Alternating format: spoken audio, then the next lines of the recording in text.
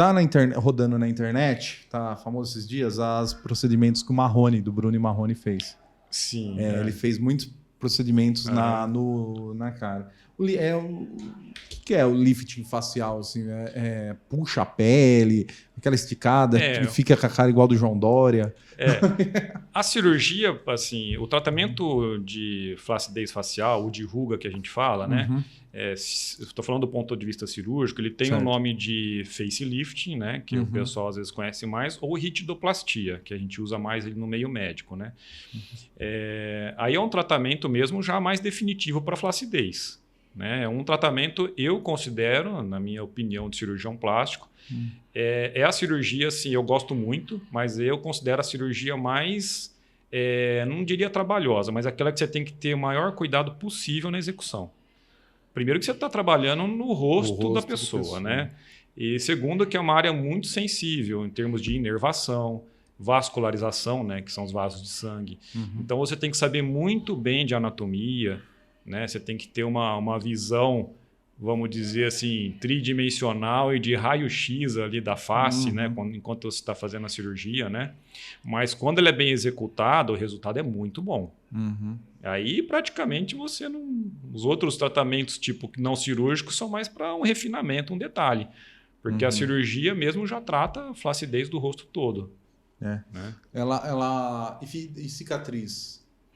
A cicatriz, ela parece grande, porque a gente começa na frente da orelha, né? A gente contorna bem a bordinha aqui da orelha e vai até na parte de trás dela. Aí toda essa pele, né, da linha da orelha, passando por aqui até o pescoço, a gente descola toda essa pele, fica toda descolada. Aí a gente tem os pontos de tração, né, que a gente faz e puxa tudo para ao redor da orelha. Então, porque se a gente for tirar em outros locais, onde a gente tiver que cortar, fica a cicatriz. Então, o único lugar que a gente consegue esconder a cicatriz no rosto é na bordinha da orelha. Na bordinha da orelha. Entendeu? Então, assim, a longo prazo, isso eu digo 6 meses até 1 ano, essa cicatriz fica bem assim, aceitável, né? Ela fica geralmente um risquinho. Então, só vai perceber se você mostrar para a pessoa, olha, eu fiz cirurgia, tá vendo a cicatriz? Mas no dia a dia, conversando com as pessoas, você não percebe que ela tem uma cicatriz ali.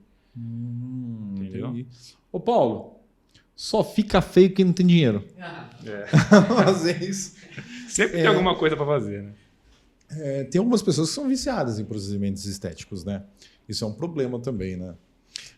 O que acontece muito, assim, eu não diria nem... Assim, paciente viciada em cirurgia, eu particularmente nunca tive no consultório. O que tem muito, isso não é pouco não, é paciente que faz uma expectativa diferente do que você vai conseguir entregar de resultado. Né? Então, paciente que está criando uma expectativa muito alta ou fora da realidade para o tratamento que você está propondo a fazer, eu particularmente prefiro não realizar. Tá? Eu explico, olha, eu não vou conseguir alcançar o que você está querendo, então, infelizmente, eu não tenho como ajudar. Né? E nesse ponto, assim, eu gosto de ser bem assim, direto com o paciente, deixar ele bem ciente do resultado que a gente está propondo alcançar. Porque eu acho que assim, todo tratamento, não só a cirurgia, quanto o tratamento estético, tem que ter participação do médico e do paciente. Né? Então, assim, tem que ser uma coisa muito bem definida entre os dois. Né? Eu não gosto de indicar coisa que o paciente não quer, entendeu? E também não gosto de fazer tratamento só porque o paciente quer. Nas mulheres, eu acho que principalmente deve ter a paciente que procura um procedimento e você olha e acha que ela não precisa também, né? Tem muitos. Sim. Pô, já tá bom, não precisa mexer mais, né? Existe um termo que a gente, médico, né, que seria dismorfismo, né? Que é aquela paciente que se olha no espelho, por exemplo, e enxerga outra coisa. Então, assim, é o que você falou, às vezes a paciente tem um nariz perfeito, por exemplo, doutor, meu nariz é horrível, ele é enorme, eu queria mexer, então, né, isso aí já tem casos que às vezes é só um mau entendimento da pessoa ali do paciente, mas tem casos que já é patológico, né, já é uma doença mesmo. Então, o cirurgião ele tem que estar muito bem atento para diagnosticar isso, né? Quando eu fui fazer minha harmonização lá atrás, nunca mais fiz. Saiu já, né? Porque sai. Sai temporário. Com 1 ano e meio sai, né? Sim. Tinha a opção de outra que não saía.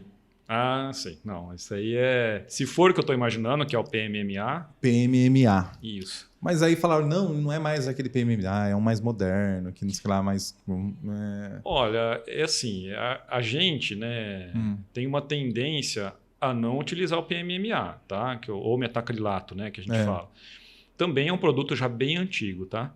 Quando ele surgiu, começou a ser muito usado no Brasil, a gente não sabia, assim, no início, os riscos que ele tinha, né? O que poderia causar de problemas futuros, né? Tanto que quando eu lembro desse boom do PMMA, eu estava na residência de cirurgia plástica, isso ali, começo de 2000 e pouco, né? Então utilizou muito no Brasil, né? Só que assim, ele dá muito problema, né? Dá muito problema. E como ele é definitivo, né? Ele não é absorvível, então assim, você injetou, ele fica para sempre. Se ele der algum problema de rejeição, de infecção, aí as consequências só arranca na faca. São desastrosas, né? Tem muita coisa na internet. Se você procurar, você vai ver um monte de caso mal sucedido. Porque com o hialurônico, sim. Ele sai com outra injeção, né? Você aplica e ele sai. Hoje em dia, porque assim, ó, o que a gente tem, né? Quando eu comecei lá atrás também, tinham dois tipos de tratamento que era meio padrão. Não tinha muita opção, né? Tinha pouco produto, pouco tipo de tratamento. Era Botox, né? Que é a toxina botulínica, e os preenchedores, que é para dar volume.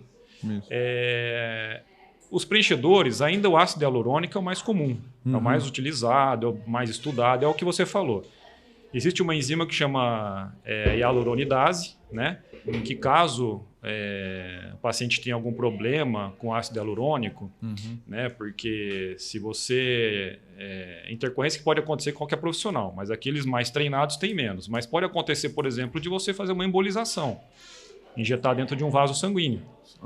E aí esse vaso sanguíneo ele entope, corta a circulação de sangue para a região e pode evoluir até com necrose da pele, né, naquela região.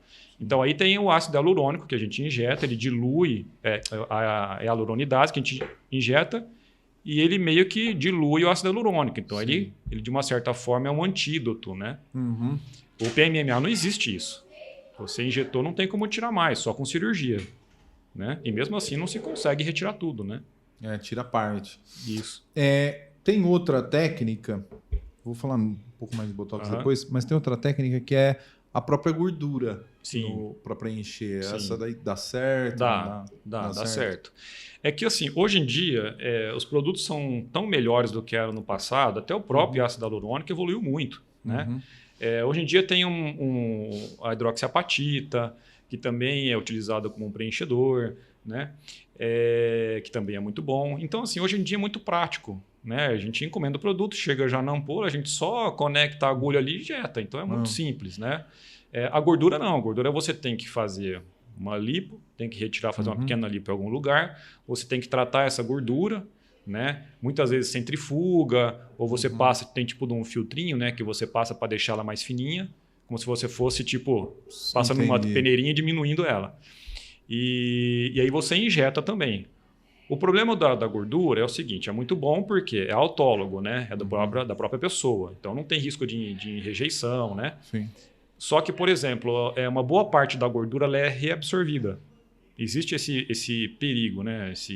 Que pode acontecer. Então você injeta, por exemplo, 10 ml de gordura, pode ser reabsorvido 7, 8 ml. Os produtos tipo ácido hialurônico, hidroxiapatita, por exemplo, já não acontece isso. Que o ácido hialurônico, eu já fiz uso assim. Um dia depois, eu acordei assim, olhei no espelho e eu achei, nossa, ficou muito bom. Aplicou um pouco aqui ainda para dar uma levantada, né? Sim. Mas aí sai.